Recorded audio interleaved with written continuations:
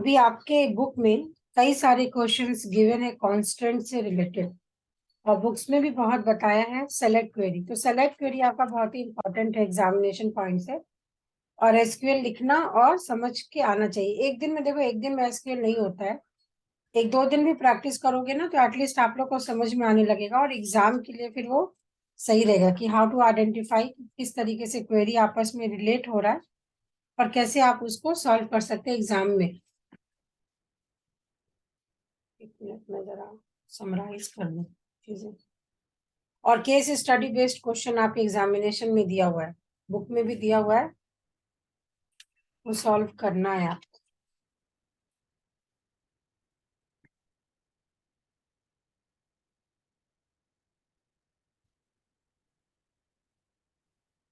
हाँ,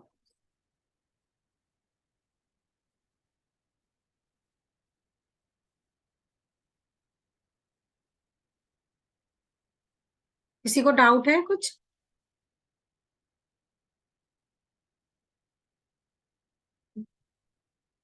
मैम आप एक बार वापस ब्रीफ में फटाफट बता दोगे एसक्यूएल, मतलब थोड़ा।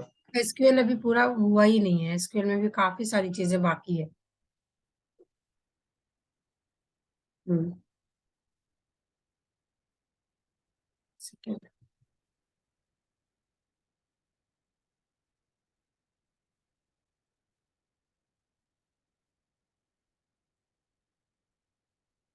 Excuse me. अभी बहुत ध्यान से सुनना है ना। देखो एक ही क्लास में समराइज हो जाएगी चीजें, अगर चीजें आप थोड़ा समझ के चलेंगे। फिर इसका प्रैक्टिकल साथ में बताती हूँ। सबसे पहले आप लोग को मैंने ये सिखाया, जो आपके एग्जाम पर्पज से इम्पोर्टेंट दो चीजें हैं। एक चीजें आपको पढ़ना है डेटाबेस। ओके, डेटाबेस के कॉन्सेप्ट पढ़ना है, और इसी में आपको पढ़ना है एसक्यूएल। जब हम बात डेटाबेस कॉन्सेप्ट की करेंगे, डेटाबेस कॉन्सेप्ट की बात करेंगे, आपको उसमें पढ़ना है रिलेशनल डेटा मॉडल ना। ये एक तरीके से समरी पेज हो जाएगी आपकी। आपको दो चीजें पढ़नी है in the class 12th, database concept और एसक्यूएल। ठीक है। डेटाबेस कॉन्सेप्ट में भी कई सारे डेटाबेस मॉडल होते हैं। आपको कौन सा मॉडल पढ़ना है? Relational data model. अब यहाँ से ही बात समझ में आती है कि रिलेशनल डेटा मॉडल है क्या। तो रिलेशनल डेटा मॉडल किससे बना है? रिलेशन शब्द से।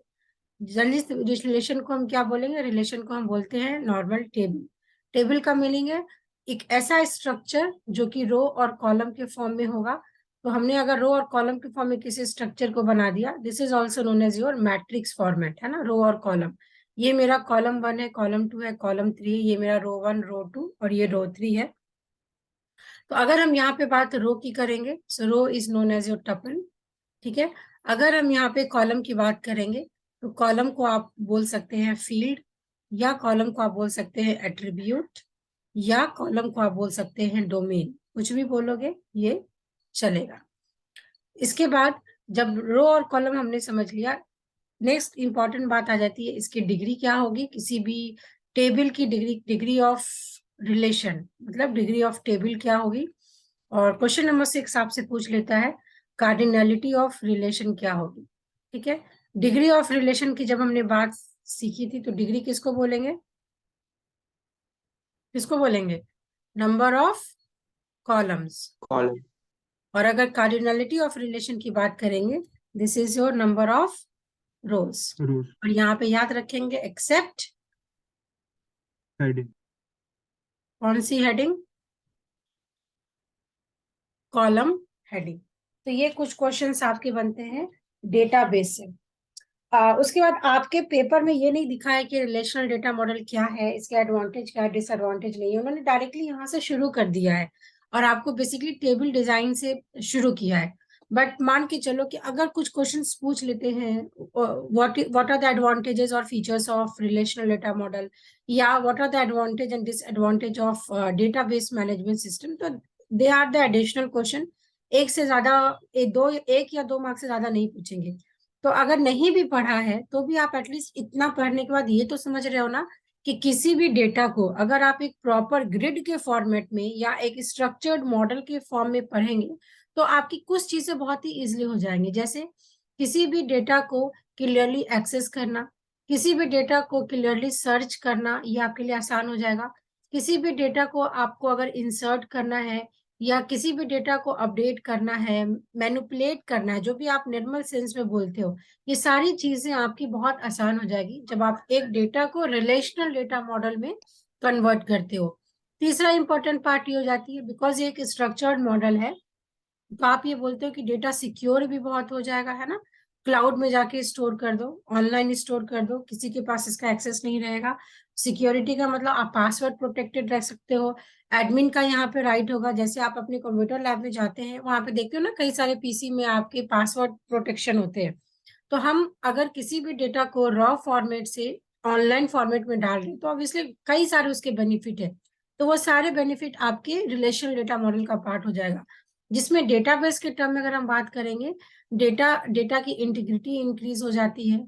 डेटा जो आपका है डेटा यूनिक हो जाएगा, अगर डेटा यूनिक होगा तो आपकी सर्चिंग एक्सेसिंग फास्ट हो जाती है।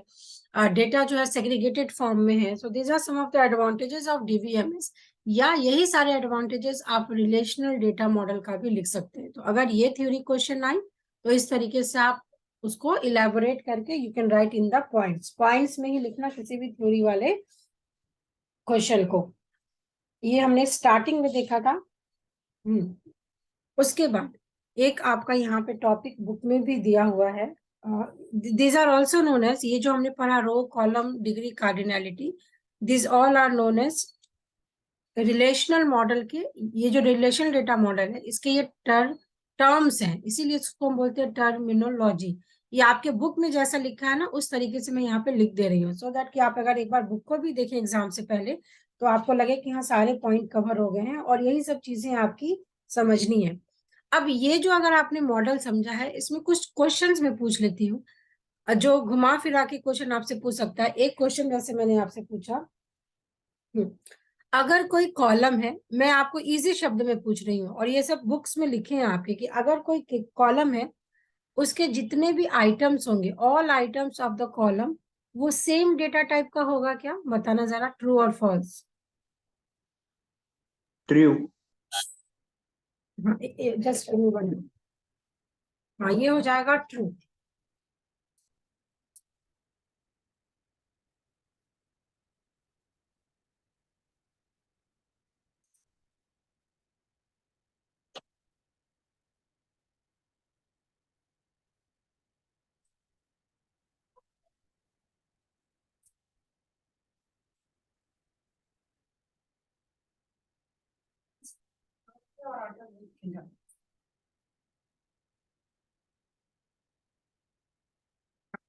तो ये एक आपका है, in any given column of the table all items are on the same kind. हाँ, तो ये, तो अगर स्टेटमेंट बेस्ड क्वेश्चन आएगा तो यस, आपने पढ़ा है, क्या पढ़ा है आपने, कि अगर ये नहीं, इस पेज में नहीं करती हूँ ये वाला, एक सेकंड रुक जाओ, फिर समझ में नहीं आएगा। यहाँ पे आपने टर्म को समझ लिया, नेक्स्ट पेज में लिखो। उसके बाद जैसे कुछ क्वेश्चंस आ जाएंगे आपके स्टेटमेंट बेस्ड, जो कि ट्रू फॉल्स है ना, ये आपके एग्जाम का भी पैटर्न है, ट्रू और फॉल्स। तो पहला स्टेटमेंट अगर मैं आपसे पूछ रही थी, हाँ, कि अगर हम किसी कॉलम की बात करेंगे, किसी भी टेबल का जो कॉलम है उसमें जो सारे आइटम्स होंगे, all items are of same type, तो यहाँ पे सेम टाइप का क्या मीनिंग है, ये ट्रू है या फॉल्स है? अरे ट्रू है या फॉल्स है? फॉल्स है ना। कैसे ट्रू। फॉल्स हो गया? ये कॉलम तो रो अलग अलग भी तो हो बनाया सकते हैं ना। सेम टाइप के अंदर, आपको ये समझ के लेना पड़ेगा। सेम टाइप का मतलब होता है, यहाँ पे पूछा जा रहा है सेम डेटा टाइप के बारे में। कल जब ये टेबल क्रिएट किया था, अगर आप रोल नंबर लिख रहे हो और रोल नंबर की वैल्यू अगर आप इंटीजर लिख रहे हैं, इसका क्वेरी क्या बनेगा, क्रिएट टेबल, टेबल का नाम है यहाँ पे स्टूडेंट, और इसके अंदर आप ऐसे ब्रैकेट ओपन करेंगे, स्टूडेंट का रोल नंबर इंटीजर आप लिखते हो, तो अगर इंटीजर लिख दिया तो ये सारे वैल्यूज तो इंटीजर ही होंगे ना। तो यही चीज तो है, और items are of same data type, so this is your true statement. अभी समझ में आया statement based yes question. Ma'am. अब अगर हम किसी भी रो की बात करेंगे, रो के काफी सारे क्वेश्चंस घुमा के पूछते हैं। For a row each column, for a row each column must have atomic value. इसका क्या मीनिंग है? Must have a atomic value.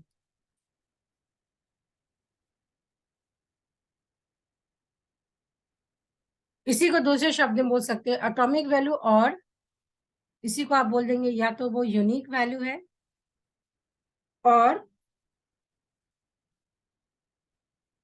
A column can not have more than one value, can not have more than one value. इस तीनों statement का एक ही meaning है, more than one value. क्या meaning है इसका? More than one value. मेरी hand writing बाद में समझ में आएगी ना आप लोग को? हाँ, फॉल्स है। देखो क्वेश्चन समझो। ये कॉलम की बात हुई थी कि ये एक कॉलम को अगर मैंने इंटीजर बनाया है, सारी वैल्यूज इंटीजर है, तो सेम टाइप का मतलब same data type, yes it is same. अगर हम रो की बात कर रहे हैं, each column must have a atomic value.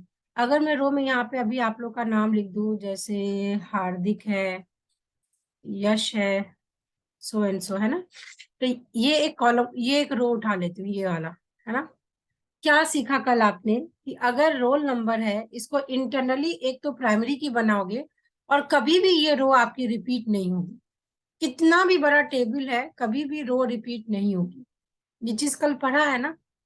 कभी भी जब कोई रो रिपीट नहीं होगा, इसलिए ये बोल रहा है each column must have a atomic value. Atomic का मतलब है उसको आप फर्दर सब डिवाइड नहीं कर सकते, that is a very smallest unit. इसीलिए यहाँ पे मैंने लिख दिया यूनिक वैल्यू। तो यूनिक वैल्यू बोलो या उसको एटॉमिक वैल्यू बोलो, दोनों सेम है। या फिर a column can not have more than one value. यहाँ पे ऐसा हो सकता है कि इसी एक रो में मैं यहाँ पे सिक्स्थ रिकॉर्ड भी लिख दूं, ऐसा पॉसिबल है क्या? एक रो में यहाँ पे मल्टीपल वैल्यूज भी लिख सकते हैं क्या? नहीं लिख सकते हैं ना। नो। तो that is why we can say row हमेशा आपका एक यूनिक वैल्यू होगा, है ना। और अगर हम कॉलम की बात करेंगे, उसका जो डेटा टाइप है वो सेम होगा, सेम डेटा टाइप। तो ये दो स्टेटमेंट का मीनिंग है। और हाँ, और इसी को और थोड़ा दूसरे टर्म्स में भी कभी कभी लिख देता है, all rows are having distinct value. ये स्टेटमेंट क्या होगा बताओ? All rows are having distinct value. इसका क्या मीनिंग है? ये स्टेटमेंट भी ट्रू है, सेकंड वाला। All rows are having distinct value. क्या कल किसी को याद है डिस्टिंक्ट मैंने पढ़ाया था? हाँ, डिस्टिंक्ट कल आपको पढ़ाया था। Distinct will always give you different values, है ना। इसका क्या मीनिंग कल समझाया था? If in your data, if in your table you are having duplicate values, if you are having duplicate values, तो वो रिमूव कर देगा डुप्लीकेट वैल्यूज को। Duplicate values, then distinct keyword क्या देगा आपको? डिस्टिंक्ट कीवर्ड क्या देगा? Only unique values. ये बहुत इंपॉर्टेंट कीवर्ड है, डिस्टिंक्ट यूनिक वैल्यूज आपको देगा। तो दैट इज वाई ये आपका ट्रू स्टेटमेंट है। तो कैसे? ये डिस्टिंक्ट डिस्टिंक्ट वाला ही ग्रुप बाय होता है क्या मतलब? नहीं, सेलेक्ट, यहाँ दोगे डिस्टिंक्ट, यहाँ पे किसी भी कॉलम का नाम, जिस कॉलम की वैल्यू को आप देखना चाहते हैं अलग अलग, सेलेक्ट डिस्टिंक्ट फ्रॉम, यहाँ पे आप देते हो टेबल नेम। ये इसकी एसक्यूएल क्वेरी होती है। इसका क्या मीनिंग है? अब इसके बाद आप पढ़ते हो ना कि ये जो रोल नंबर, इसको मैं प्राइमरी की बनाऊंगी, है ना, इसको मैं प्राइमरी की बनाऊंगी। जब आप सबसे पहली बार एसक्यूएल पढ़ना शुरू करते हैं, जैसे आप जब बिगिनर होते हो ना, तो फर्स्ट क्लास में हम आपको नहीं पढ़ाते हैं कि प्राइमरी की बनाना शुरू कर दो। प्राइमरी की एक दो क्लास के बाद आपको सिखाते हैं। इसका मतलब जब इनिशियल फेज में आप टेबल बना रहे हैं, तो हो सकता है रोल नंबर 3 है, इसका भी नाम यश हो, रोल नंबर 5 हो, इसका भी नाम यश हो, है ना। एक ही क्लास में कई सारे स्टूडेंट का नाम सेम हो सकता है, ये हमने ऑलरेडी भी पढ़ा है। अब डिस्टिंक्ट कीवर्ड क्या करेगा? जैसे ही आप ये क्वेरी चलाएंगे, सेलेक्ट डिस्टिंक्ट, यहाँ पे मुझे किसका नाम देखना है? सारे स्टूडेंट का नाम देखना है, और फ्रॉम यहाँ पे हो जाएगा स्टूडेंट। तो जब आप ये टेबल चलाएंगे तो कितने रिकॉर्ड्स आएंगे? सिर्फ यहाँ पे मुझे दो ही नाम दिखेगा, एक नाम दिखेगा यश का और एक नाम दिखेगा हार्दिक का। ये दो जो रिकॉर्ड और यश के हैं वो उसको डिस्प्ले नहीं करेगा। तो ये आपने पढ़ा था, all rows are having distinct value, true. और इसीलिए सेलेक्ट क्वेरी आप पढ़ते हो कि हो सकता है आपके पास, अब जैसे अमेजोन पे ऑर्डर दे रहे हैं, रश्मि नाम के तो बहुत सारे यूजर है ऑल ओवर इंडिया में, ऑल ओवर वर्ल्ड में। तो मेरे नाम से कितने लोगों ने वहां पे ऑर्डर प्लेस किया होगा।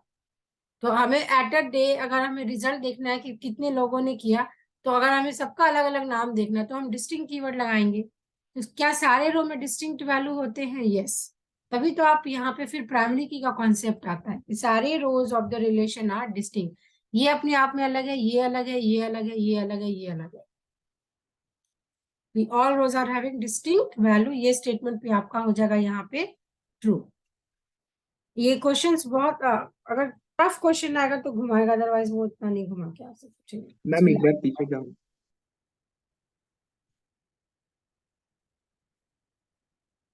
हाँ, ओके मैम। अब एक टॉपिक आप इसमें भी कंफ्यूज हो रहे थे डोमेन के बारे में। देखो डोमेन को ऐसे समझते हैं, पिछले ही टेबल को याद रखना, स्टूडेंट टेबल को। ये मैंने एक बना दिया यूनिवर्स, ठीक है। इस यूनिवर्स में मैंने बोला एक आकाश नाम का स्टूडेंट है, एक यश नाम का स्टूडेंट है, एक हार्दिक नाम का स्टूडेंट है, और एक मैंने बोला प्रिया नाम की लड़की है। अब पिछला जो टेबल है उस टेबल को अगर आप ध्यान में रखे हैं तो आपको ये नाम और ये नाम उस टेबल में प्रेजेंट था। तो अब मैं बोल सकती हूँ कि जो स्टूडेंट टेबल है वो क्या है, वो डोमेन है इसका, इस यूनिवर्स का, वो डोमेन है इस यूनिवर्स का। तो कभी भी आपको कुछ जब वैल्यूज गिवन होते हैं, उस वैल्यूज को कहीं ना कहीं बहुत बड़े सेट से हम उठा के लेते हैं, है ना। तो इस डोमेन में भी फिर आपका इंस्टेंस का एक वर्ड आता है, इंस्टेंस। जैसे आपने जब ऑब्जेक्ट ओरिएंटेड प्रोग्रामिंग की क्लास करी थी तो आपको सिखाया था ना, क्लास क्रिएट कर रहे क्लास C1, उसके बाद यहाँ पे इसके वेरिएबल्स लिख रहे हैं और C1 इक्वल्स टू मैंने लिख दिया OBJ। तो आप ये क्या कर रहे हो, उस क्लास का एक ऑब्जेक्ट बना रहे हैं। इसी को बोलते हैं object is an instance of a class. Similarly अगर किसी एक पर्टिकुलर टाइम पे मैंने बोला मुझे फर्स्ट, सेकंड और थर्ड ये 3 वैल्यू ही उस टेबल का उठा के लेना है, तो this is my instance for this class. और इसी को दूसरे टर्म से बोल सकते हैं ये मेरा डोमेन भी है, मतलब वो उस रेंज में फॉल कर रहा है, ये यूनिवर्स में ये वैल्यूज मेरे एग्जिस्ट कर रहे हैं। तो ये एक वर्ड आपको डोमेन समझ में आना चाहिए।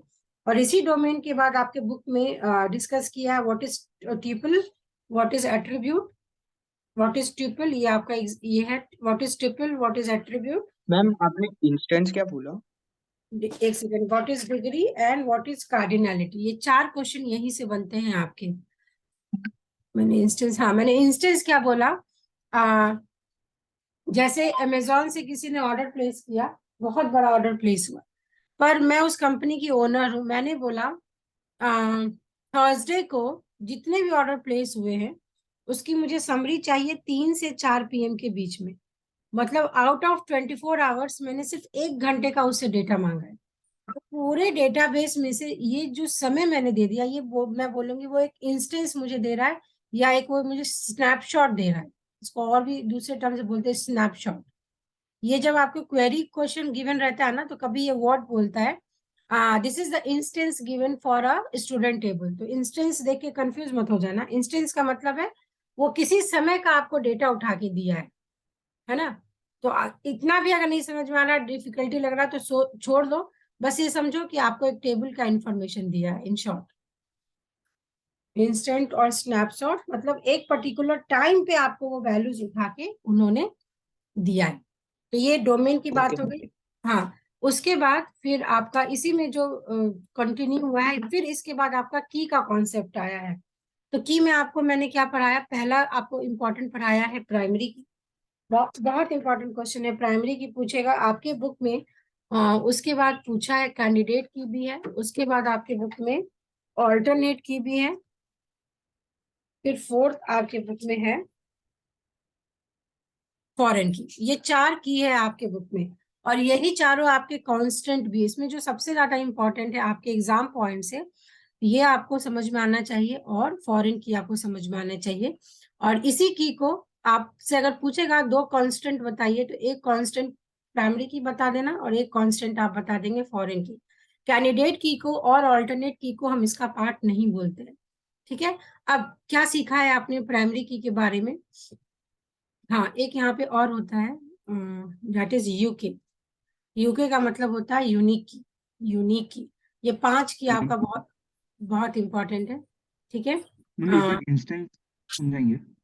इंस्टेंस मतलब एक पर्टिकुलर टाइम पे, जैसे पूरे दिन में हम 5 बजे क्लास के लिए आ रहे हैं, है ना, तो मेरे पास पूरे स्टूडेंट का डेटाबेस है, उसमें से अगर कोई मुझसे ये पूछेगा क्लास 12 का इंफॉर्मेशन दो, तो मैं 5 बजे का ही इंफॉर्मेशन आपको दूंगी। इंस्टेंस मतलब एक पर्टिकुलर टाइम पे अच्छा, आपके ठीक है। डेटाबेस में कौन सा रिकॉर्ड एग्जिस्ट कर रहा है। जैसे आप लोग बोलते हो ना कि शादी चल रही है, शादी में आपने बहुत अच्छा एक मोमेंट को मोबाइल में कैप्चर कर लिया, तो उसको बोलते हो ना स्नैप खींचा आपने, स्नैपशॉट।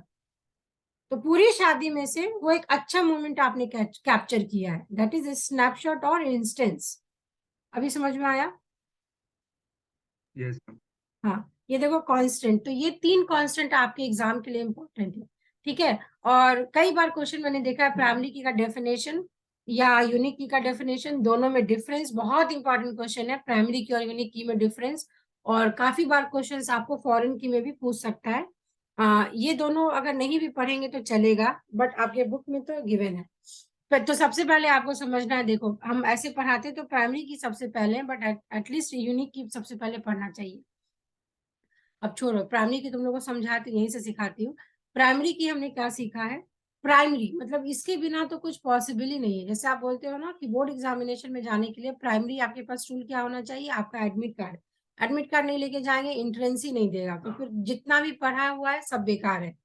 तो प्राइमरी का मतलब है कि जब आप एक डेटाबेस डिजाइन करते हो, तो डेटाबेस डिजाइन करने का सिंगल मोटिव यही है कि बहुत सारे डेटा है, बहुत सारा इंफॉर्मेशन है, उसमें से हमें क्लियरली डेटा को एक्सट्रैक्ट करना आना चाहिए। तो डेटा को यूनिकली सेग्रीगेट करने के लिए हमारे पास प्राइमरी की का कॉन्सेप्ट है, जिसको आप क्या करते हो, जब आप किसी भी टेबल को जब आप क्रिएट करेंगे, तो क्रिएट किया टेबल 1, उसमें जो यहाँ पे आप फील्ड नेम देते हो, फील्ड नेम डाला, उसके बाद आप जो इसका डेटा टाइप बताएंगे, यहीं पे आप बता देते हो कि इसको कौन सा की बनाना है। प्राइमरी की बनाना है तो पूरा आप प्राइमरी की यहाँ पे लिखेंगे, अगर यूनिक की बनाना है तो यूनिक की लिखेंगे, अगर इसको फॉरेन की बनाना है तो इसका सिंटेक्स अलग है। इस तरीके से आप टेबल डिजाइन के टाइम पे बताते हैं कि किस यूनिक कॉलम को हमें किस टाइप का की बनाना है। तो प्राइमरी की का मतलब है कि वो जो फील्ड है जिसको आपने प्राइमरी की बनाया, वो हमेशा उसका जो यूनिक फीचर है वो यूनिकली रहेगा, यूनिक आइडेंटिफाई करेगा। दूसरा इंपॉर्टेंट पॉइंट है, प्राइमरी की जो वैल्यू होती है वो कभी भी नल नहीं होगी। Value can't be null, value can't be null, ये बहुत इंपॉर्टेंट पॉइंट है। प्राइमरी की क्यों बनाते हैं, ताकि आप यूनिकली किसी भी डेटा को आइडेंटिफाई कर सके, और अगर किसी भी कॉलम को आपने प्राइमरी की बनाया है उसकी वैल्यू कभी भी नल नहीं होगी। तो ये हमने क्या समझा कि अगर ये मेरा एक टेबल है, इस टेबल में मैंने बोला एक कस्टमर का टेबल है, कस्टमर के टेबल में कस्टमर की आईडी, ठीक है, कस्टमर की आईडी पता है कि कोई भी एम्प्लॉय जब कंपनी में आ रहा है तो उसकी एक आईडी होगी 1, एम्प्लॉय आईडी होगा 2, एम्प्लॉय आईडी होगा 3, जो कि मुझे सारे एम्प्लॉय में से उसको पता चलेगा कि कौन से एम्प्लॉय इस कंपनी को बिलोंग करता है। तो इसको हम बनाएंगे प्राइमरी की, है ना। ऑब्वियस सी बात है, इसकी वैल्यू आप कभी ऐसा नहीं बोल सकते हो, डिस्कनेक्ट हो गया था थोड़ा, पता नहीं। हाँ, आप कभी भी नहीं बोलोगे कि अगर कोई एम्प्लॉय 1 है, इसका नाम अगर अभी है और इसका नाम अगर आकाश है, और यहाँ पे मैं एक लड़की का नाम दे देती हूँ फिर से, प्रिया, हाँ, ये 3 मैंने रिकॉर्ड डाला इस टेबल में। क्या ऐसा हो सकता है कि जो प्रिया नाम की लड़की है उसका एम्प्लॉय आईडी कुछ भी नहीं है, इसमें यहाँ पे डाल लेती हूँ null. So it is not possible. Null का मतलब एक तरीके से ब्लैंक होता है ना, नल का मतलब ये पॉसिबल नहीं है। तो ये एक क्वेश्चन आपसे पूछ लेता है कि कभी भी आप जब टेबल्स का डिजाइन करेंगे तो प्राइमरी की वैल्यू कभी नल हो सकता है क्या, आप लिखेंगे नो। बहुत इंपॉर्टेंट पॉइंट है प्राइमरी की का। अब इसके बाद समझते हैं यूनिक की। यूनिक की का कॉन्सेप्ट यही पे समझाते हैं। यूनिक की का मतलब आप बोलेंगे कि यूनिक की तो सेम ही दिख रहा है, क्यों, क्योंकि यहाँ पे मैंने लिख दिया है primary key is use to uniquely identify the data. यही सेम चीज यूनिक की का भी होगा। यूनिक की नाम से ही क्लियर है, किसी भी टेबल को जब आप डिजाइन करते हैं, अगर आप चाहते हैं कि उस रो की वैल्यू यूनिकली आइडेंटिफाई हो तो उसको यूनिक करके रखेंगे, तो यूनिक की लिख देंगे। तरीका यही है, प्राइमरी की जगह यूनिक की लिख दो। बट दोनों में अंतर क्या हुआ, तो दोनों में अंतर ये होगा कि अगर किसी भी कॉलम को आपने जिसको यूनिक की बनाया है उसमें नल वैल्यू अलाउड है, नल वैल्यू अलाउड है। और यही एक डिफरेंस होता है यूनिक की और प्राइमरी की में क्या डिफरेंस मैंने लिखा कि अगर किसी भी कॉलम को आपने यूनिक की आइडेंटिफाई किया है तो नल वैल्यू यहाँ पे अलाउड होती है, अलाउड होती है, और यहाँ पे अलाउड नहीं होती है। एक और इम्पॉर्टेंट डिफरेंस है जो रह गया यहाँ पे, एक टेबल में in a table there will be only one primary key, और यहाँ पे अ टेबल कैन हैव, इसको बंद कर देना, table can have multiple unique की। कुछ समझ, मल्टीपल यूनिक की कुछ समझ में आया, नहीं समझ में आया? ये दो इंपॉर्टेंट पॉइंट आप जरूर याद रखेंगे for your exam. Point number 1, point number 2, point number 1, ये दो डिफरेंस होता है किसी भी यूनिक की और प्राइमरी की के बीच में। देखो यही इसी टेबल में ये बना देती हूँ, एम्प्लॉय का आधार, ठीक है। अब एम्प्लॉय का आधार जैसे 1 2 3 4 है, जरा मुझे बताना किसको आप यूनिक की बनाएंगे और किसको आप ये बनाओगे, प्राइमरी की बना सकते हैं। इस टेबल के अकॉर्डिंग ये कस्टमर टेबल है, किसको क्या बना सकते हैं बताओ? आधार प्राइमरी की। हर एक लोगों का सोचने का तरीका अलग है, आपको जैसा सही लगे आप वैसा बना सकते हैं, बट एक्सप्लेनेशन आपको देना पड़ेगा क्योंकि एग्जामिनेशन में पूछेगा this is a given table, which field you can make as primary key and which field you can make as unique key, explain it। ये आपके एग्जाम का क्वेश्चन है। What happened to the class is going on, आरएवीर है क्या class में? हाँ ma'am, disconnect हो गया था थोड़ा, पता नहीं क्या क्या हो रहा था, ठीक है, चलो अब वो बताओ थोड़ा यहाँ पे। डिस्कनेक्ट हो गया। देखो जब मुझे ये दिख रहा है टेबल डिजाइन में कि कि ये आईडी भी यहाँ पे डाला है तुमने और यहाँ पे एड्रेस भी आधार नंबर भी डाला है। ऑब्वियस सी बात है, आधार नंबर आपको जनरली पता है कि ये तो कभी भी रिपीट नहीं होगा, है ना, कभी भी रिपीट नहीं होगा। तो instead of making employee ID as primary key, अब मैं इसको प्राइमरी की बनाऊंगी। तो बहुत स्मार्टली एग्जामिनेशन में टेबल देखना, टेबल में क्या दिया है। अगर आधार नंबर है कस्टमर का या उसका पैन नंबर दिया है या ड्राइविंग लाइसेंस दिया, वो कभी भी रिपीट नहीं होगा, है ना, ये हमेशा सेम होगा। तो इसको प्राइमरी की बना देना। और जो आईडी वाला है, ये आईडी हम लोग अपने समझने के लिए बनाते हैं कि हाँ चलो मेरे पास एक डेटाबेस है, उसमें मैं एक आईडी बना दूंगी। इस केस में ये आपका हो जाएगा यूनिक की। अब जैसे ही यहाँ पे प्राइमरी की बना दिया, इसकी वैल्यू कभी भी नल नहीं होगी। तो देखो यहाँ पे मैंने वैल्यू सब डाला है, क्योंकि कोई एक ऐसा कस्टमर नहीं होगा जिसका आधार नंबर ब्लैंक हो सकता है। मैम एक बट बार फिर से समझो ना, मैं ये बोल कि रही हूँ, कस्टमर आईडी को यूनिक की वैसे बोल दिया। देखो अभी तक आपने ये समझा है कि आईडी है, अगर कस्टमर का एम्प्लॉय आईडी होगा, कस्टमर का कुछ और भी डिजाइनिंग में कुछ अगर यूनिक वैल्यूज रखेंगे तो उसको हम प्राइमरी की बनाते हैं। बट यहाँ पे इसी टेबल पे हमने आधार डाल दिया, हो सकता है मैं यहाँ पे एम्प्लॉय का पैन नंबर भी ले रही हूँ। तो ये दोनों एक ऐसे फील्ड हो गए ना जो हमें पता है कि वो कभी भी रिपीट नहीं हो सकते हैं, क्योंकि हर यूजर का पैन नंबर आधार नंबर अलग अलग है। तो हम एक तरीके से समझ सकते हैं इसकी प्रायोरिटी हाई है। बिकॉज इसकी प्रायोरिटी हाई है तो आप इसको इस दोनों में से किसी एक को प्राइमरी की बना दो, दोनों में से किसी एक को प्राइमरी की बना दो, ठीक है। और जैसे लेटेस्ट टेक एन एग्जांपल, मैंने आधार को अगर प्राइमरी की बनाया है तो जो कस्टमर आईडी है, जो हमने अभी तक पढ़ा है कि कस्टमर आईडी भी एक वैल्यू है जिसको हम प्राइमरी की बना सकते हैं, तो इसको यूनिक की बना दो और इसको भी यूनिक की बना दो, दोनों को यूनिक की बना दो। तो इससे समझ में लेकिन क्या आ रहा है? पैन नंबर तो खाली कैसे, मतलब नल तो रह नहीं सकता ना। नहीं तो इसमें डालो ना पैन नंबर, ए बी डाल दो, 1 2 3 डाल दो, सी डी डाल दो, 4 5 6, ये मैंने डाल देती हूँ वैल्यू, ई एफ एज्यूम करो ये दिया हुआ है पैन नंबर, ठीक है।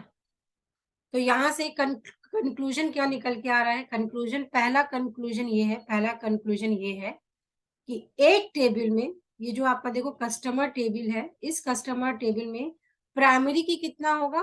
ओनली वन, प्राइमरी की सिर्फ एक है जो कि आधार नंबर है। कंक्लूजन 2 क्या निकल के आया? इस टेबल में जो आपका कस्टमर का आईडी है और कस्टमर का पैन नंबर है, ठीक है, ये दोनों यूनिक की है। तो क्या ये लाइन आपको समझ में आई? A table can have multiple unique key. Unique key आपका दो से ज्यादा, 3, 4, 5 कितने भी हो सकते हैं, बट एक टेबल में प्राइमरी की सिर्फ एक फील्ड होगा। ये दोनों लाइन समझ में आया? उसके बाद ये जो आधार है कस्टमर टेबल में, प्राइमरी की 1 है, जो कि आपका क्या है, कस्टमर का आधार नंबर, आधार नंबर, ठीक है। अब ये वैल्यू कभी भी नल नहीं होगी, not, can not be null. और जो सी आईडी और सी कस्टमर का पैन नंबर और कस्टमर की आईडी है, यहाँ पे कैन हैव नल वैल्यू, इसीलिए मैंने यहाँ पे देखो नल वैल्यू डाला है, तो ये अलाउड है। ये डिफरेंस होता है प्राइमरी की और यूनिक की के बीच में, व्हाट इज प्राइमरी की एंड व्हाट इज यूनिक की। ये बहुत इंपॉर्टेंट डिफरेंस है बिटवीन प्राइमरी की एंड यूनिक की। दोनों को एसक्यूएल के टर्म में लिखना एक ही बात है, या तो आप यहाँ पे प्राइमरी की लिखिए, नहीं तो यूनिक की लिखिए, लिखने के तरीके में कोई फर्क नहीं होता है, इसके डिजाइनिंग को लॉजिकल समझने में फर्क होता है।